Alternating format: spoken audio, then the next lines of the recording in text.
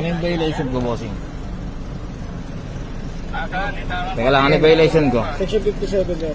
Ano ibig sabihin ng section 57? Alam mo na lang doon. Hindi, hindi, kailangan alam mo yan. Kasi enforcer ka eh. Kung section 57, alam mo dapat yan, bossing.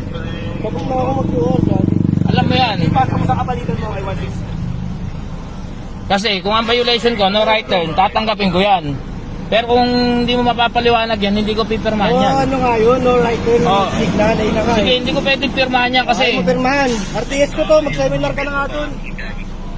wala problema. RTS ko to, mag-seminar ka doon, 3 days. Wala problema, pinapaliwanag ko sa'yo kung ano yan. Kain na nga yun eh. Sigurado ka, bossing. No O, right turn. o, sige ha. No right turn. Magano ka na lang. No right. RTS ka na lang. Oo. Sige, no. Oo, pirma mo na. Hindi na, hindi ko na pipirmahan yan, bossing. RTS ka ha, Sige. mag-seminar ka.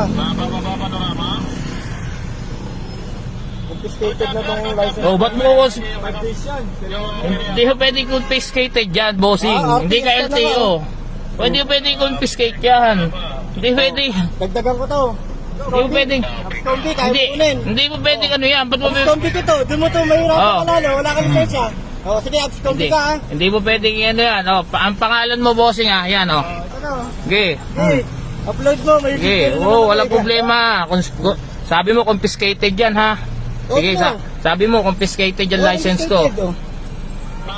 Sige, tatawa. Wala naman lang report ko eh. Sige, tatawagan ko lang yung pinsan ko nasa ano. Sige.